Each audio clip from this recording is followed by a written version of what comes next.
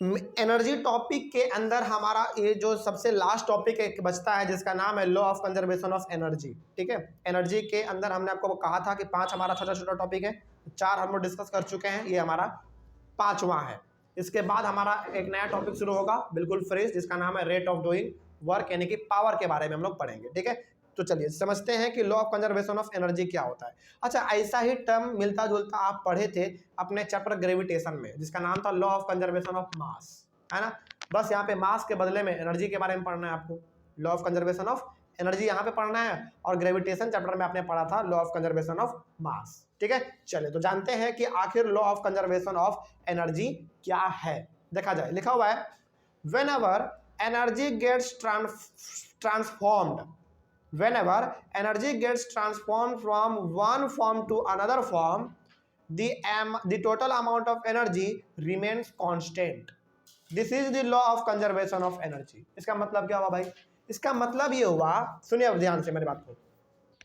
इसका मतलब ये हुआ कि जब हम लोग एनर्जी को एक फॉर्म से दूसरे फॉर्म में कन्वर्ट करते हैं, चेंज कर देते हैं, बदल देते हैं, उसका रूप बदल देते हैं, तो कहा जाता है कि वो ना बिल्कुल उतना ही रहेगा जितना कि पहले था। ऐसा बिल्कुल भी नहीं होगा, ऐसा बिल्कुल भी नहीं होगा कि एनर्जी बदलने से पहले कुछ और था, बदलने के बाद कुछ और है, ऐसा बिल्कुल भी नहीं होगा, है ना। वही बात यहाँ पे लिखा गया है कि whenever energy gets transformed from one form to another form, the total amount of energy remains constant. जैसे एग्जाम्पल हम आपको बताते हैं, ठीक है। जैसे देखिए यहाँ पे, चलो यही वाला एग्जाम्पल ले लेते हैं। कौन सा ले ले सबसे बेटर, चलो यही वाला सेल और बैटरी वाला, जो कि हम पिछले क्लास में बात किए थे। सेल और बैटरी में आपने क्या पढ़ा कि जो हमारा बैटरी होता है वो केमिकल एनर्जी को कन्वर्ट कर देता है किसमें, इलेक्ट्रिकल एनर्जी में, ये आपने पढ़ा है। तो आपके मन में सवाल आ रहा होगा कि सर केमिकल एनर्जी के मतलब कि बैटरी के पास जो भी एनर्जी है केमिकल एनर्जी के रूप में, जब वो इलेक्ट्रिकल एनर्जी के रूप में कन्वर्ट हो जाएगा तो क्या उसमें कोई बदलाव आएगा? तो जवाब है बिल्कुल भी बदलाव नहीं आएगा। मतलब कि वो जितना पहले एनर्जी था उतना वो हमारा बाद में भी रहेगा, उसके फॉर्म को चेंज करने के बाद भी उतना ही रहेगा। कोई डाउट इसमें? तो वही बात यहाँ पे लिखा हुआ था कि whenever energy get transform from one form to another form, जब भी हम लोग एनर्जी को एक फॉर्म से दूसरे फॉर्म में कन्वर्ट करेंगे, ट्रांसफॉर्म करेंगे, the total amount of energy remains constant, वो बिल्कुल बराबर रहेगा। और यही हमारा है law of conservation of energy. ठीक है, आगे, according to the law of conservation of energy, energy can only be converted from one form to another form. मतलब कि ये हुआ कि एनर्जी को जब हम लोग एक फॉर्म से दूसरे फॉर्म में कन्वर्ट करते हैं तो वो केवल अपना फॉर्म चेंज करता है, या तो वो केमिकल एनर्जी से इलेक्ट्रिकल एनर्जी बन जाएगा, या फिर वो लाइट एनर्जी से हीट एनर्जी में बदल जाएगा, या फिर वो केमिकल एनर्जी से इलेक्ट्रिकल एनर्जी में कन्वर्ट हो जाएगा। मतलब कि वो अपने केवल फॉर्म को चेंज करता है, लेकिन उसका वैल्यू कभी भी चेंज नहीं होता है, वो हमेशा बराबर ही रहेगा, यानी कि सेम ही रहेगा। बात समझ में आ रही है? तो वह यहाँ पे लिखा हुआ था according to the law of conservation of energy, energy can only be converted, यानी कि वो केवल कन्वर्ट होता है एक फॉर्म से दूसरे फॉर्म में, it can neither be created not destroyed. तो एनर्जी केवल और केवल एक फॉर्म से दूसरे फॉर्म में कन्वर्ट किया जाता है, ऐसा नहीं कि वो या तो एनर्जी नष्ट हो जाएगा या फिर वो एनर्जी कुछ नया बन जाएगा, ऐसा कुछ भी नहीं होता है। इसको आप ऐसे समझिए, law of conservation of mass जो कि हमने ग्रेविटेशन चैप्टर में आपको पढ़ाया था, वो क्या कहता है? Law of conservation of mass ये कहता है कि जो मास आपके बॉडी का पृथ्वी पे रहेगा वही मास आपके बॉडी का मून पे भी रहेगा, मार्स पे भी रहेगा, जुपिटर पे भी रहेगा। क्या वो घटता बढ़ता है क्या? बिल्कुल भी नहीं घटता बढ़ता है। तो वही चीज़ यहाँ पे कहा गया है कि जब हम लोग एनर्जी को एक फॉर्म से दूसरे फॉर्म में चेंज करते हैं तो वो केवल बदलता है, उसका वैल्यू में कोई बदलाव नहीं आता है। ठीक है, चलिए आगे बढ़ते हैं। The total energy before and after the transformation remains the same. तो एक एनर्जी को एक फॉर्म से दूसरे फॉर्म में जब हम लोग कन्वर्ट कर देते हैं तो कन्वर्ट करने से पहले भी और कन्वर्ट करने के बाद भी दोनों का वैल्यू बरकरार रहेगा, सेम रहेगा, जरा सा भी घटेगा या फिर बढ़ेगा नहीं। यही तो हमारा है law of conservation of energy. ठीक है, आगे बढ़ते हैं।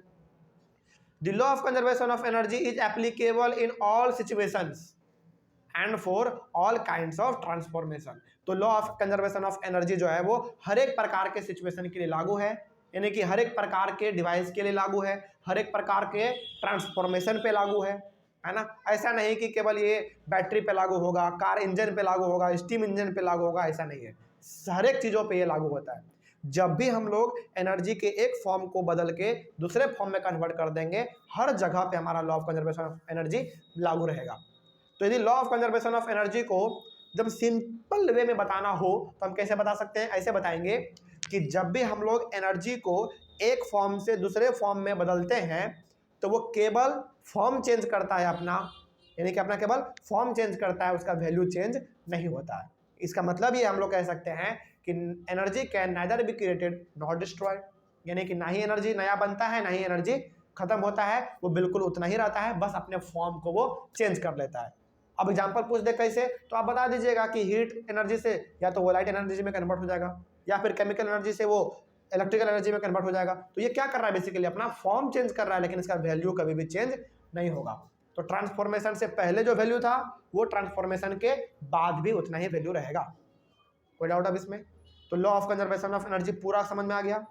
चलिए, तो ये बिल्कुल मिलता जुलता हमारा है law of conservation of mass से। थोड़ा बहुत बस इसमें फर्क किसका है, इसमें बात करते हैं हम लोग एनर्जी का, उसमें बात करते थे मास का, है ना। चलिए आगे बढ़ते हैं।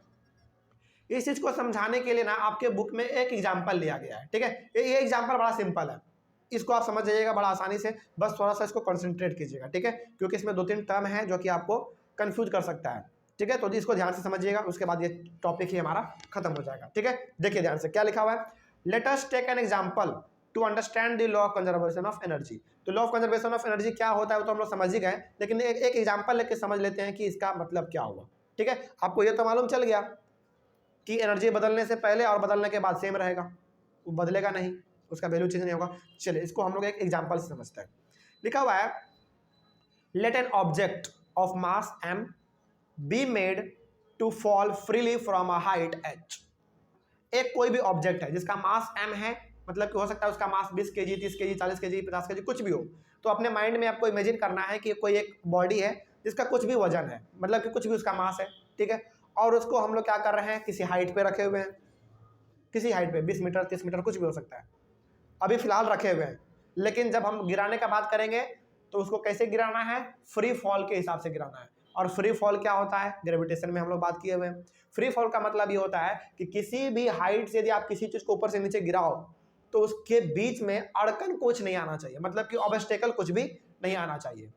बात समझ में आ रही है? जैसे कहा जाता है कि उसके बीच में हवा का भी आपको वैल्यू नहीं मानना है, उसमें किसी प्रकार का रेजिस्टेंस नहीं होना चाहिए, किसी प्रकार का उसमें रुकावट नहीं होना चाहिए, यानी कि जब हम लोग किसी चीज़ को ऊपर से छोड़े तो उसके बीच में कुछ भी नहीं आना चाहिए। इसी को हम लोग कहते हैं ना फ्री फॉल, है ना।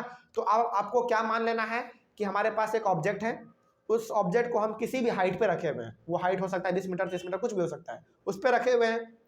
और गिराना कैसे है, फ्री फॉल गिराना है, यानी कि उसके बीच में कोई भी ऑब्स्टेकल कोई भी अड़कन कुछ नहीं है। आगे बढ़ते हैं।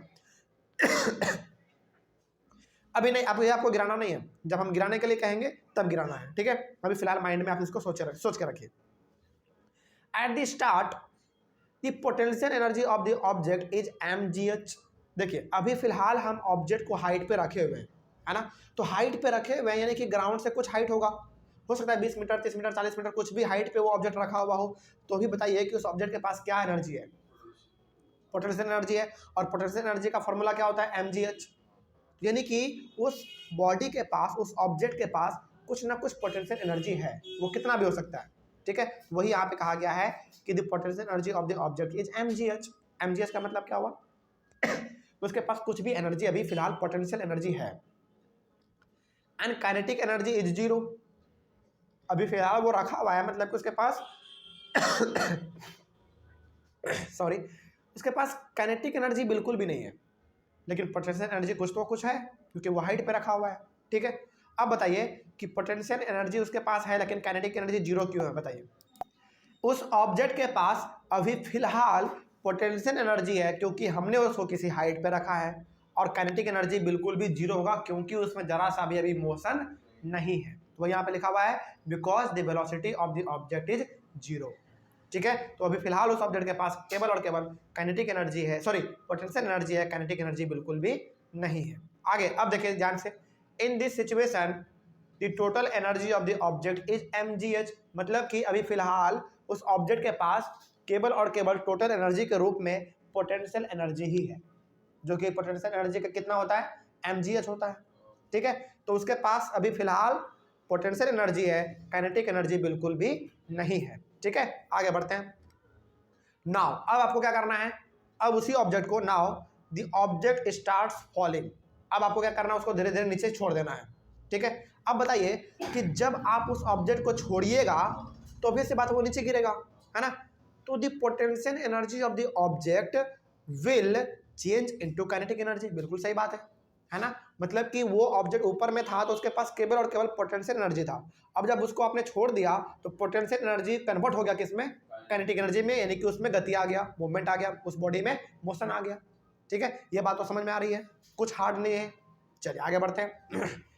अब आप ये भी मान के चलिए कि वो ऑब्जेक्ट अब नीचे गिर रहा है तो गिरने का कुछ ना कुछ वेलोसिटी होगा, कुछ ना कुछ तो वेलोसिटी होगा, 5 मीटर पर सेकेंड, 10 मीटर पर सेकेंड, कुछ भी तो होगा, है ना। तो अब क्या करना है यहाँ पे, if v is the velocity of the object then the kinetic energy of the object would be half mv²।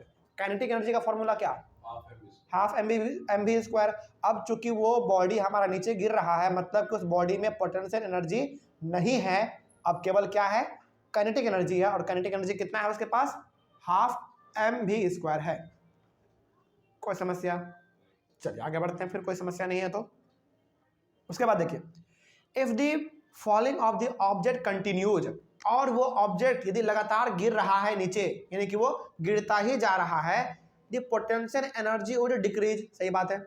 जैसे जैसे वो ऑब्जेक्ट धरती के करीब आएगा तो उसका क्या कम होगा, पोटेंशियल एनर्जी कम होगा, क्योंकि उसका हाइट कम हो रहा है, और बढ़ेगा क्या, while the kinetic energy would increase. क्यों काइनेटिक एनर्जी बढ़ेगा, क्योंकि भाई ऑब्वियस ही बात है, किसी भी चीज को आप ऊपर फेंकते हैं और ऊपर से कोई चीज जब नीचे आता है तो जितना ज्यादा वो नीचे आते जाता है उसका स्पीड बढ़ता चला जाता है ना। तो अब ये ऑब्जेक्ट ऊपर से नीचे आ रहा है, मतलब कि इसका हाइट कम हो रहा है, इसका मतलब हम ये कह सकते हैं कि इसका पोटेंशियल एनर्जी कम रहा है और इसका काइनेटिक एनर्जी बढ़ रहा है, क्योंकि जैसे जैसे वो नजदीक आ रहा है जमीन के, ग्राउंड के जैसे जैसे वो नजदीक आ रहा है उसका स्पीड धीरे धीरे बढ़ता चला जा रहा है। ये तो आप प्रैक्टिकल लाइफ में भी देखते हैं, किसी भी चीज को आप ऊपर फेंकिए और जैसे जैसे वो नीचे आएगा वैसे वैसे उसका स्पीड बढ़ते रहता है। तो इस ऑब्जेक्ट में अभी फिलहाल हम कह सकते हैं कि काइनेटिक एनर्जी बढ़ रहा है और पोटेंशियल एनर्जी घट रहा है। ठीक है, आगे, when the object is about to reach the ground, अब ये मान के चलिए कि वो ऑब्जेक्ट जो है ना लगभग जमीन को टच करने वाला है, गिर रहा था नीचे, अब लगभग वो जमीन को टच करने वाला है, तो बताइए उस ऑब्जेक्ट के पास अब हाइट कितना होगा, 0, height 0, and v will be the highest. लेकिन हाइट तो 0 हो जाएगा, लेकिन उस ऑब्जेक्ट का v यानी कि वेलोसिटी जो है वो बहुत ही हाई होगा, बहुत ही हाईएस्ट होगा। तो जैसे जैसे वो ऑब्जेक्ट नीचे आएगा वैसे वैसे उसका पोटेंशियल एनर्जी घटेगा और काइनेटिक एनर्जी बढ़ेगा। इसका मतलब हम ये कह सकते हैं कि उसका हाइट घटेगा, 0 हो जाएगा एक समय पे, और जब वो बहुत नजदीक आ जाएगा जमीन के उस समय पे उसका वेलोसिटी बहुत ही ज्यादा रहेगा। ठीक है, हाईएस्ट वेलोसिटी रहेगा। आगे, therefore the kinetic energy would be the largest, उस समय पे जब वो बहुत नीचे आ चुका होगा तो उस समय पे उसका काइनेटिक एनर्जी क्या हो जाएगा, लार्जेस्ट हो जाएगा, and potential energy would be the least, और पोटेंशियल एनर्जी उसका बहुत ही कम हो जाएगा, क्योंकि वो जमीन के बहुत ही नजदीक आ चुका है। तो यहाँ पे समझिएगा, इस बात को रिलेट कर पा रहे हैं मेरे बातों को, जैसे जैसे वो नजदीक आ रहा है उस ऑब्जेक्ट का हाइट कम हो रहा है, मतलब कि उसका पोटेंशियल एनर्जी घट रहा है, लेकिन जैसे जैसे वो ऑब्जेक्ट धरती के करीब आ रहा है उसका स्पीड बढ़ रहा है, यानी कि वेलोसिटी बढ़ रहा है, तो उसका काइनेटिक एनर्जी बढ़ रहा है। ठीक है, काइनेटिक एनर्जी का मतलब क्या, बॉडी में मूवमेंट, और मूवमेंट उसका बहुत ज़्यादा है अभी फिलहाल, तो उसका काइनेटिक एनर्जी बढ़ रहा है, पोटेंशियल एनर्जी घट रहा है।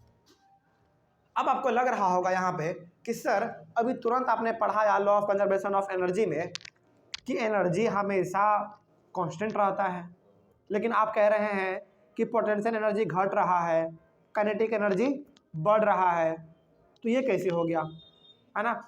देखो यहाँ पे बिल्कुल एक घट रहा है दूसरा बढ़ रहा है, लेकिन अगले लाइन में आपका कंफ्यूजन भी दूर हो जाएगा। देखिए यहाँ पे लिखा हुआ है, however the sum of the potential energy and kinetic energy of the object would be the same at all points, यानी कि उस ऑब्जेक्ट का काइनेटिक एनर्जी और पोटेंशियल एनर्जी दोनों सेम रहेगा हर जगह पे, जब ऊपर से नीचे जब तक वो गिरता रहेगा हर पोजीशन पे उसका दोनों एनर्जी बरकरार रहेगा, वो ना ही घटेगा ना ही बढ़ेगा। क्यों? Because there is a decrease in potential energy.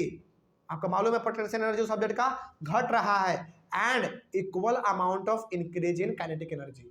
तो जितना उसका पोटेंशियल एनर्जी घट रहा है नीचे आते वक्त उतना ही उसका काइनेटिक एनर्जी बढ़ जा रहा है। तो इस मायने में हम कह सकते हैं कि कोई भी एनर्जी ना ही कमा ना ही घटा, बिल्कुल बराबर है भाई। जितना पोटेंशियल एनर्जी घटा उतना काइनेटिक एनर्जी बढ़ गया, तो बराबरी तो कर ही दिया। अब बात समझ में आ गया। तो यहाँ पे बिल्कुल आपके मन में डाउट हो सकता था कि सर जब वो ऑब्जेक्ट हाइट पे रखा हुआ था तो उसके पास पोटेंशियल एनर्जी था, जब उसको छोड़ा गया तो उसके पास पोटेंशियल एनर्जी कम हो गया और काइनेटिक एनर्जी बढ़ गया। तो इस मायने में तो हमारा law of conservation of energy गलत साबित हो गया? नहीं, बिल्कुल भी गलत साबित नहीं हुआ। यहाँ पे हम ये कहेंगे कि जितना हमारा पोटेंशियल एनर्जी उस ऑब्जेक्ट का घटा उतना ही हमारा काइनेटिक एनर्जी उस ऑब्जेक्ट का बढ़ गया। तो बिल्कुल बैलेंस तो कर ही दिया है ना। इसलिए हम कह सकते हैं कि in law of conservation of energy, energy can neither be created not destroyed, बस उसका फॉर्म चेंज हो जाता है, एक फॉर्म से दूसरे फॉर्म में चला जाता है। बात समझ में आ गया? अब कोई डाउट इसमें? चलिए आगे बढ़ते हैं तो आपका कन्फ्यूजन भी दूर हो गया। उसके बाद आगे देखिए, that is potential energy plus kinetic energy is equal to constant. तो उस ऑब्जेक्ट के पास जो काइनेटिक एनर्जी था, जो पोटेंशियल एनर्जी था, वो दोनों क्या होगा? कांस्टेंट, यानी कि बराबर रहेगा, ना ही घटेगा ना ही बढ़ेगा। उसके वैल्यू में कोई भी एडिशन या फिर सब्ट्रैक्शन नहीं होगा, वो बिल्कुल बरकरार रहेगा। तो अब यहाँ पे पोटेंशियल एनर्जी का फॉर्मूला क्या होता है? mgh प्लस काइनेटिक एनर्जी का हाफ mv², इन दोनों को आप जोड़िएगा तो निकलेगा कांस्टेंट, यानी कि बराबर रहेगा दोनों का। बात समझ में आ रही है? कोई समस्या है इसमें? तो यहाँ पे हम कह सकते हैं कि kinetic energy plus potential energy दोनों का दोनों उस ऑब्जेक्ट में बरकरार रहेगा। ऐसा नहीं कि काइनेटिक एनर्जी जो है बढ़ रहा है इसका मतलब कि law of conservation of energy गलत साबित हो गया, नहीं।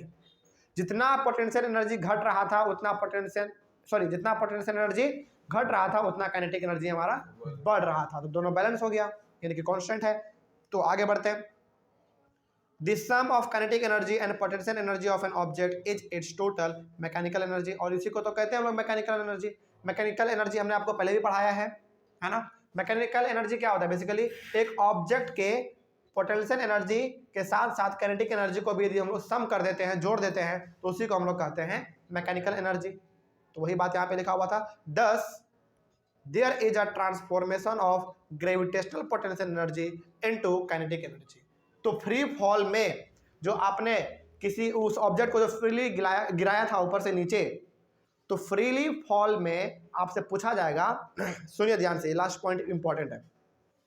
आपसे कहा जाएगा कि freely fall of an object में, यानी कि जब हम किसी ऑब्जेक्ट को फ्रीली गिराते हैं उसके बीच में ना ही एयर का दबाव आता है ना ही किसी प्रकार के फोर्स का दबाव आता है, तो उस केस में हमारा कौन सा एनर्जी किस फॉर्म में कन्वर्ट हो रहा होता है? तो आपका जवाब होगा क्या? Gravitational potential energy. हालांकि ये किसका टाइप है? पोटेंशियल एनर्जी का एक टाइप है। और जो आपने उस हाइट पे रख के ऑब्जेक्ट को छोड़ा, मतलब कि हाइट पे वो ऑब्जेक्ट है, उस ऑब्जेक्ट के पास पोटेंशियल एनर्जी है, लेकिन कैसा एनर्जी? Gravitational potential energy. और वो ग्रेविटेशनल पोटेंशियल एनर्जी उसके पास है, जब आपने उसको छोड़ा तो वो कन्वर्ट किस में हो गया? काइनेटिक एनर्जी में, है ना। तो आपसे पूछा जाएगा कि during free fall an of object, यानी कि free fall of an object के दौरान जब हम लोग किसी ऑब्जेक्ट को फ्रीली गिराते हैं ऊपर से नीचे, तो कौन सा एनर्जी किस रूप में कन्वर्ट होता है? तो आपका जवाब होगा gravitational potential energy is converted into kinetic energy. Simply बात, कोई डाउट इसमें? तो ये पूरा का पूरा हमारा law of conservation of energy भी खत्म हो गया। तो ये बेसिकली एक एग्जाम्पल लेके इसमें समझाया गया था, ठीक है। कोई डाउट इसमें? चलिए, कोई डाउट नहीं है तो हम लोग अपने अगले वाले क्लास से एक नया टॉपिक शुरू कर देंगे जिसका नाम होगा रेट ऑफ डूइंग वर्क, यानी कि पावर के बारे में हम लोग अपने अगले वाले क्लास से शुरू करेंगे। ऑनलाइन वाले बच्चे, आप लोगों को कहीं पे कोई डाउट रहा हो तो आप एक बार बेझिझक कमेंट कर दीजिएगा और आपके कमेंट का जवाब दिया जाएगा। मिलेंगे हम लोग अपने अगले वाले क्लास में। टॉपिक होगा हमारा रेट ऑफ डूइंग वर्क। तब तक के लिए thank you very much and have a nice day.